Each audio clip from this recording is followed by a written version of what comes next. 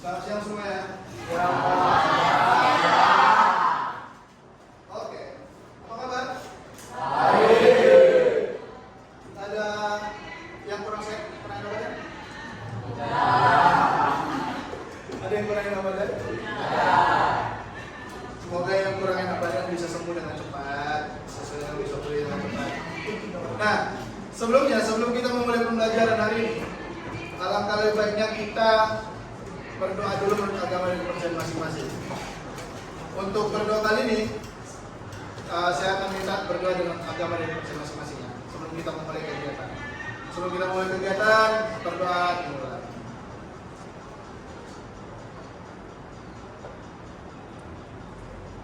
Berdoa selesai. Nah, hari ini kita akan mulai masuk ke bab yang baru, pertemuan yang baru tentang sebuah penelitian sosial sederhana. Beritahukan dulu, ada yang namanya SDG. Jadi kita bermain dulu sebelum kita memulai pembelajaran.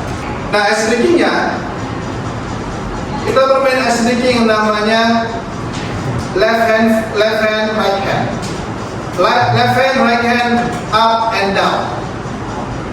Perintahnya adalah silakan ketika saya bilang left hand, kan memegang tangan kanan kalian. Ketika saya bilang right hand, kan memegang tangan kiri kalian.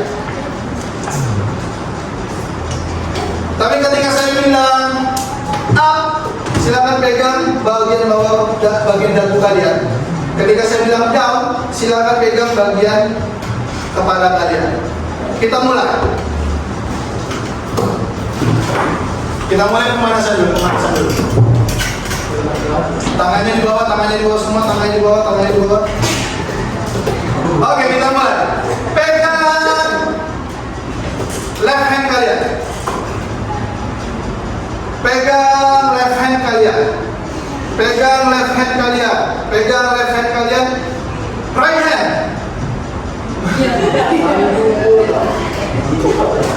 Left hand. Pegang up kalian. Pegang down kalian. Oke, tepuk tangan berpen semua. Nah, itu tadi menguji tentang bagaimana kalian bisa bersiap dan fokus nggak dengan apa yang akan kita lakukan pada kegiatan hari ini. Nah, pada kegiatan hari ini kita akan bicara tentang penelitian. Apa tujuannya penelitian ini? Kita akan diharapkan mampu mengerti apa itu penelitian. Melalui pengertian tersebut kan diharapkan mampu mengerti apa sih yang dikatakan sebagai penelitian tadi. Kemudian, siswa mengerti syarat dan manfaat penelitian. Jadi dalam penelitian ada syarat dan manfaat yang harus dilakukan atau manfaat yang didapatkan dalam kegiatan tersebut.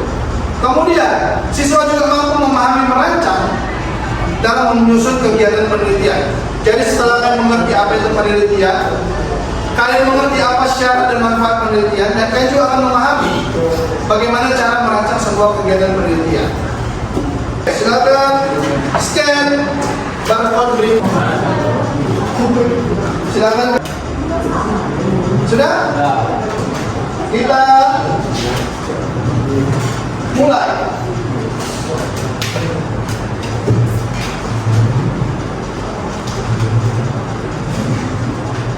Jadi kita lihat di mana yang memiliki peluang atau nilai yang paling banyak. Kita lihat perolehan nilai. Tim Frog tadi siapa tim Frog angkatan? Saya.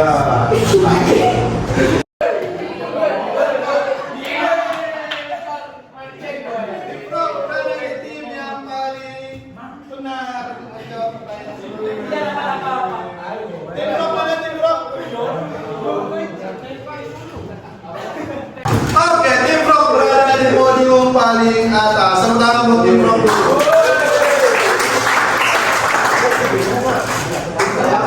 Oke, dari beberapa games tadi, itu adalah cara yang menguji bagaimana pemahaman dasar kalian tentang sebuah penelitian. Tadi kita sudah bicara tentang beberapa hal. Kita sudah bicara tentang beberapa hal dalam kegiatan penelitian. Kalian sudah menjawab. Nah, pertanyaan saya, kira-kira menurut kalian apa itu penelitian? Setelah kita menggunakan media tadi, kira-kira menurut kalian apa itu penelitian? Penelitian adalah suatu proses sistematis untuk mendapatkan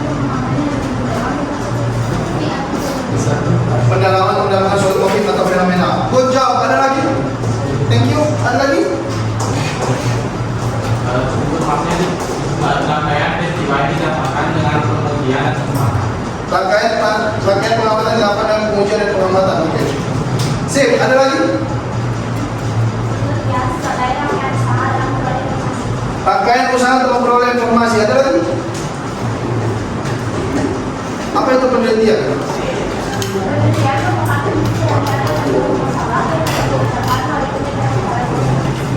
Oke. Good job. Jawaban kalian benar semua. Itu adalah pengertian dasar yang disebut dengan yang namanya penelitian. Apa itu penelitian? Penelitian adalah tindakan dalam upaya pemecahan masalah yang dilakukan dengan cara penelitian dengan langkah-langkah yang sistematis. Jadi yang namanya penelitian pasti menggunakan langkah-langkah yang bersifat sistematis. Dari A, B, C, dari kegiatan pra, kegiatan penelitian hingga kegiatan pasca penelitian tadi, semua mengalami yang namanya kegiatan secara sistematis. Tidak ada langkah-langkah yang dilalui dan tidak ada langkah-langkah yang dihilangkan satupun. Jadi yang namanya penelitian. Ada pertanyaan sampai di sini? Yakin? Oke, kalau tidak ada, kita akan melakukan pembagian kelompok. Kita akan menggunakan media kartu untuk membagi kelompok kalian. Ada 5 kartu yang akan kita gunakan. Ada 5 kartu yang akan kita gunakan untuk menentukan kelompok. Cara sederhananya adalah ketika kalian mendapatkan angka, itu adalah kelompok yang sesuai dengan kalian atau kelompok yang kalian dapatkan. Silakan 5 orang pertama untuk maju ke depan. Silakan 5 orang pertama. 5 orang pertama, 5 orang pertama, 5 orang pertama, 5 orang pertama. Tahan dulu kan berada di situ. 1 orang lagi. Oke, silakan dibuka kartu kalian. 1. Yang mendapatkan 1 angkat tangan. 1, 2. Angkat tangan. 1, 2, 3, 4, 5. Oke, silakan bentuk kelompok kalian.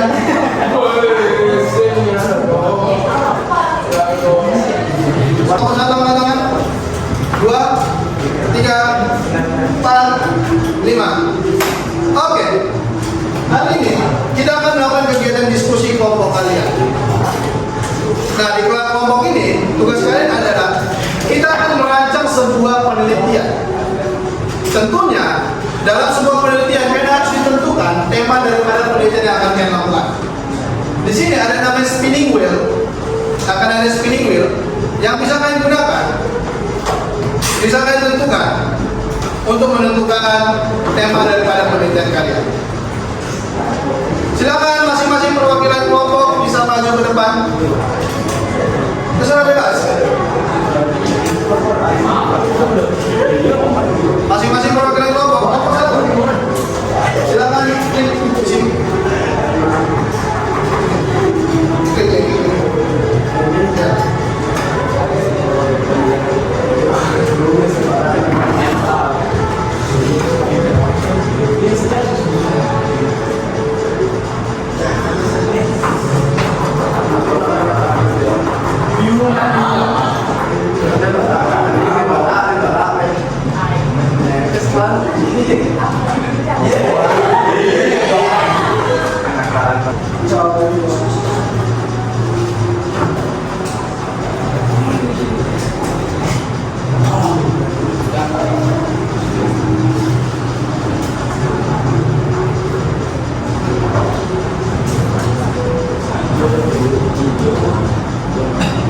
Oke, kelompok 4 dengan tema tentang pendidikan.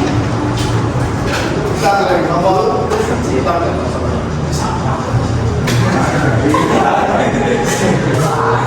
Oke, kelompok 5 terakhir.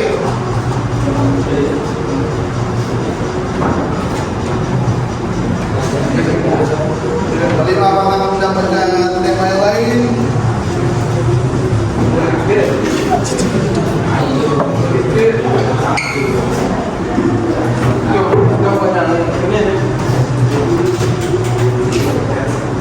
Oke, pendidikan. Kelompok 5 mendapatkan tema pendidikan. Oke, kelompok 1 temanya apa tadi? Kenakalan ya. Kelompok 2, kenakalan juga. Kelompok 3, politik. Kelompok 4, pendidikan. Kelompok 5, pendidikan juga. Kegiatan kalian hari ini ada yang akan kita pada pertemuan kali ini adalah kenapa saya minta merancang sebuah penelitian. Kenapa saya minta merancang sebuah penelitian? Ada 3 aspek yang harus kita rancang dulu. Yang pertama judul, rumusan masalah, kemudian metode serta teknik pengumpulan data yang akan kita lakukan. Kerjakan di kertas lampiran, dan ambil kertas lampiran kalian. Ketika hasilnya sudah final, ketika hasil diskusi kalian sudah final, silakan tulis di kertas yang sudah saya bagikan. Oke? Silakan.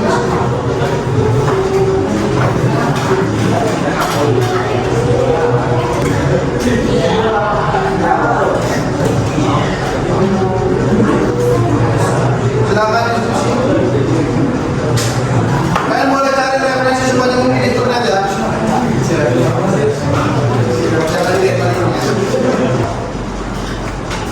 Oke, kalian ini tentang peran politik. Peran politik di mana? Peran politik di OSIS dengan di partai itu berbeda loh. Walaupun sama-sama sistem.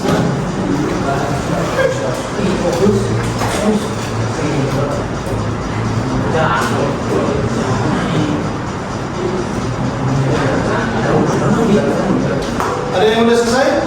Belum.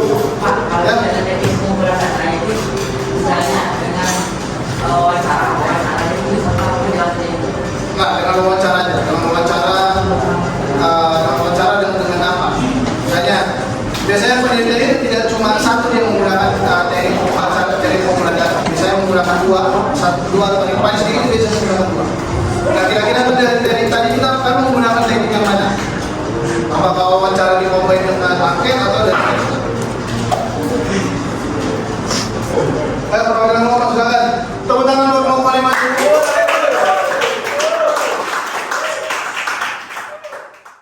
Ya, judulnya yaitu hubungan antara kolaborasi orang tua dengan kita sekolah remaja di lingkungan sekolah yang ada di sekolah ini.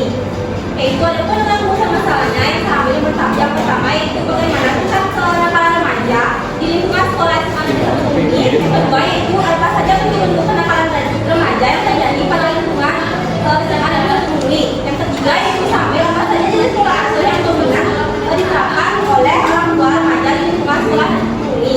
Metode teknik pemanggilan itu wawancara secara langsung. Oke, wawancara dan observasi di lapangan. Tadi judulnya apa lagi? Hubungan antara pola asuh orang tua dengan tingkat kenakalan remaja di lingkungan sekolah. Hubungan pola asuh orang tua terhadap kenakalan remaja di SMA di lingkungan SMA Negeri 1. Oke, tepuk tangan untuk kelompok 1. Jelas ya bedanya ya. Oke, next kelompok berikutnya ada yang mau mencoba maju lagi?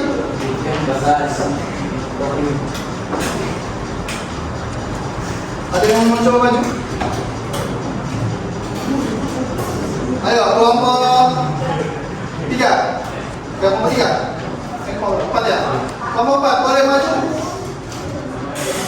Oke, tepuk tangan buat kelompok 4.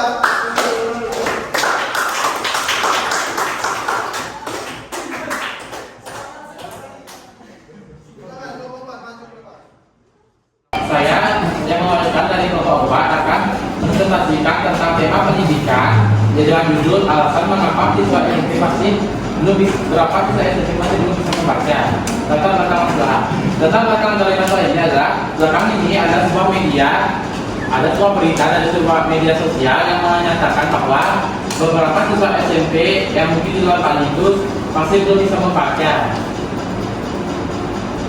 Meskipun sudah SMP, masalah ini membuat guru-guru kerepotan karena harus mengajarkan murid di luar jam pelajaran. Masalah dari masalah ini adalah apa penyebab siswa masih buta huruf terus jumlah besar ya. Kemudian apakah ini gara-gara belum mereka harus diluluskan meskipun masih ada masalah begini.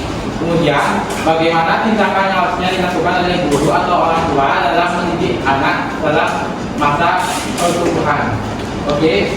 Maksudnya yang kami gunakan adalah observasi karena ini kami tidak bisa mewawancarinya secara langsung, jadi kami harus mengumpulkan data di media sosial. Oke, data media sosial. Nah, dari 3 data teknik tadi kira-kira kan menggunakan teknik mana nih? Observasi lapangan. Oke. Berarti ada judulnya apa? Oke. Oke. Tepuk tangan buat mereka dulu. Tepuk tangan.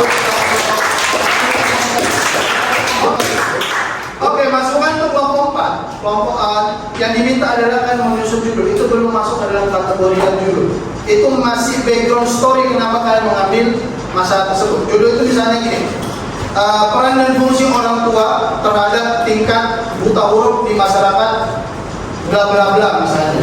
Di sini kita lihat bahwa jelas masalahnya adalah bagaimana pengaruh orang tua, pendidikan orang tua dengan tingkat buta huruf di sekolah tersebut di masyarakat, bla bla bla bla. Nah itu cuma alasan, apa background story kan sama? Karena bla bla bla, karena jurusan itu bukan.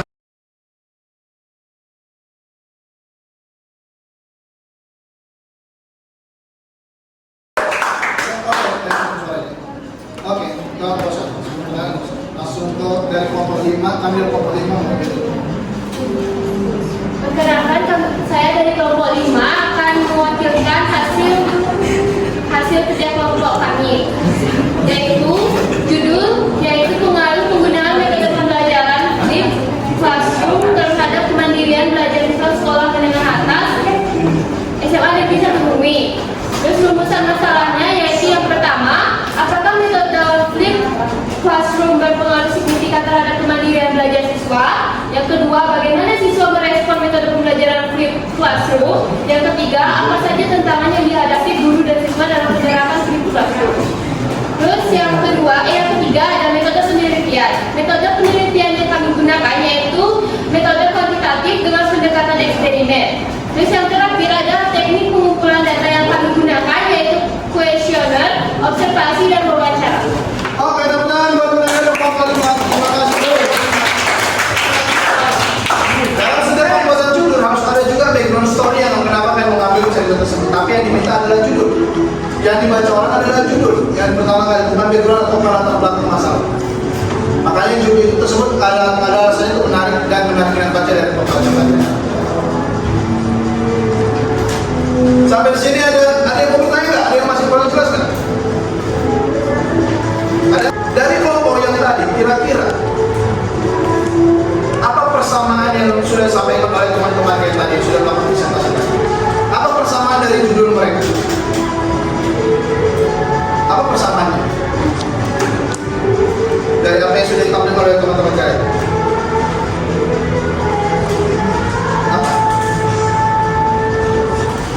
Apa persamaannya kira-kira? Persamaannya adalah tentang sebuah judul penelitian harus memenuhi syarat daripada yang sudah kita bicarakan tadi. Kalian tonton teman-teman, ya menarik minat baca. Semua bisa dilakukan nggak? Bisa dilakukan Pak. Kenapa? Karena sama-sama lokasi terjangkau di antara masyarakat kalian. SMA Negeri 1 Bumi rata-rata bisa kalian jangkau kan? Kemudian tidak ada hasil duplikasi. Pak, yang bagaimana dikatakan tidak duplikasi? Duplikasi kan ketika kalian melakukan modifikasi terhadap apa yang sudah ada.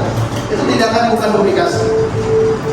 Jadi yang kalian lakukan tadi itu tidaklah salah, tidak menyalahi aturan, tapi perlu diperbaiki lagi. Sampai di sini ada yang mau bertanya nggak? Ada yang masih kurang jelas gitu dengan bagaimana cara menyusun judul, bagaimana merumuskan masalah, bagaimana membuat sebuah metode dan bentuk sebuah teknik. Masih ada pertanyaan? Jelas ya? Nah nanti penelitian kali ini kan buahkan menjadi sebuah hasil penelitian yang lengkap, penelitian yang bisa dibaca orang lain untuk menambah hasanah pengetahuan mereka.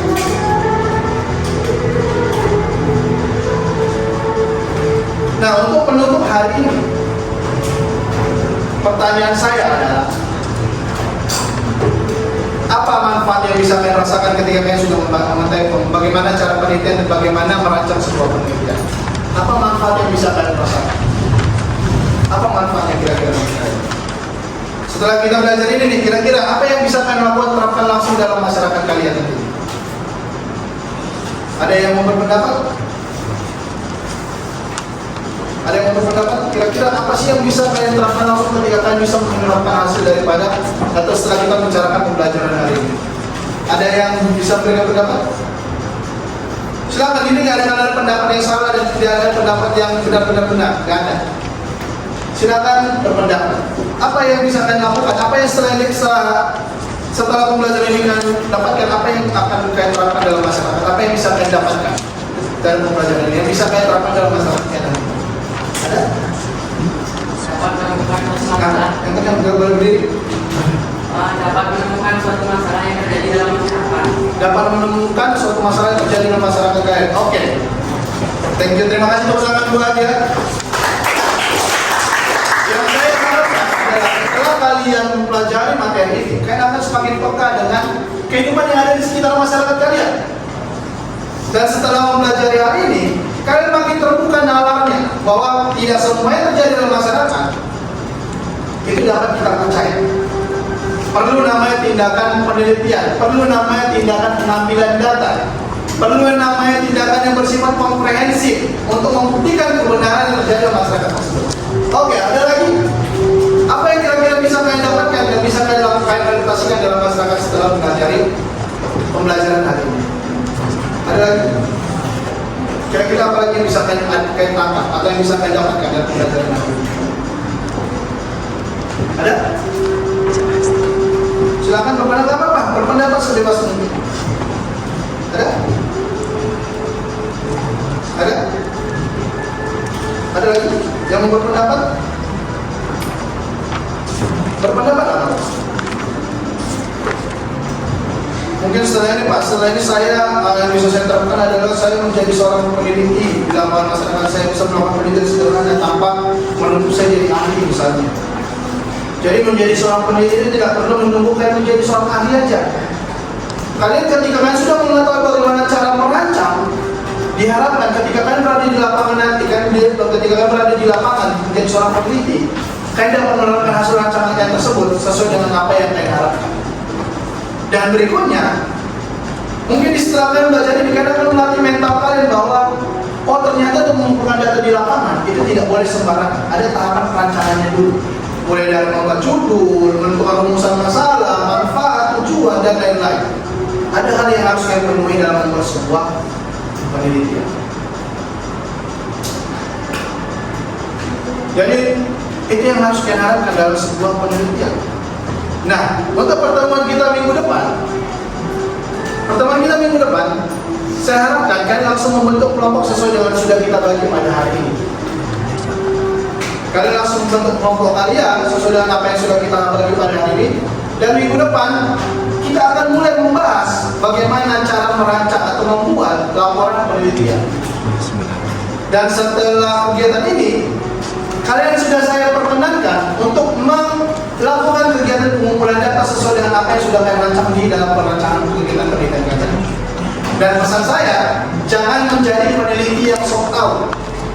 Ingat, di lapangan kita yang belajar kepada narasumber, bukan narasumber yang belajar ke kalian. Walaupun narasumber tersebut memiliki pendidikan yang berada di bawah kalian, ingat, kita yang membutuhkan data mereka, bukan mereka yang membutuhkan data dari kita. Jadi saya tekankan sekali lagi dalam sebuah penelitian harus ada berpikir yang tadi sudah kita bicarakan, skeptis, analitis, kritis, kemudian kalian mampu bersikap jujur dan bersikap terbuka. Hal ini akan menunjukkan yang namanya attitude atau sikap daripada seorang peneliti. Jadi peneliti itu tidaklah mudah, tapi tidaklah mustahil untuk kalian tahu.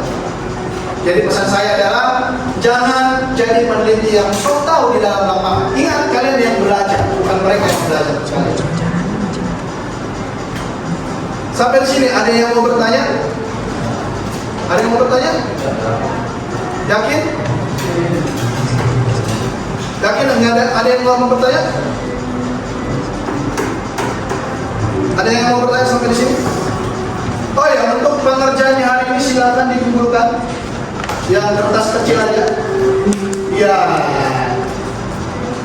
Ya udah, nggak apa-apa, kertas sekali dikumpulkan. Sebagai portofolio kalian untuk pekerjaan hari ini.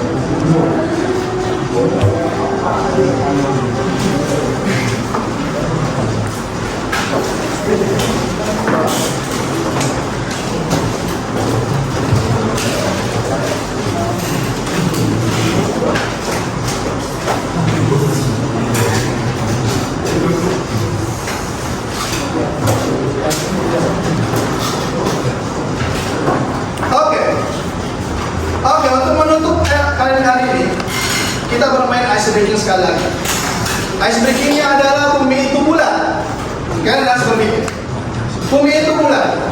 Jika 1 tambah 1 adalah 0, maka 8 tambah 8 sama dengan 4.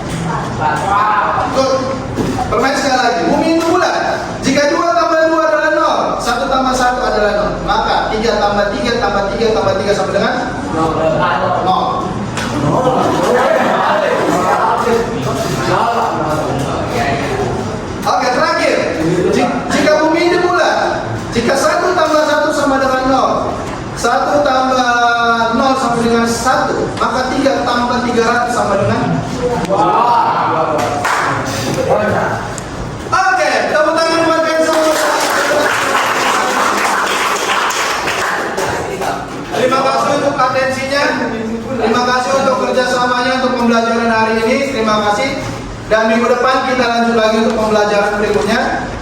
Dan ingat refleksi yang sudah saya berikan tadi bahwa kalian adalah peneliti pemula, tidak perlu menjadi seorang tokoh ahli untuk menjadi seorang peneliti. Untuk mengakhiri pembelajaran hari ini,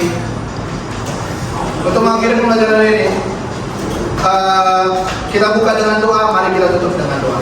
Silakan berdiri. Untuk mengakhiri pembelajaran hari ini, berdoa dari masing-masing berdoa. Saya persilakan.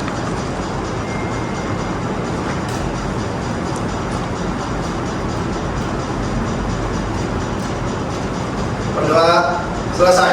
Terima kasih, boleh pulang.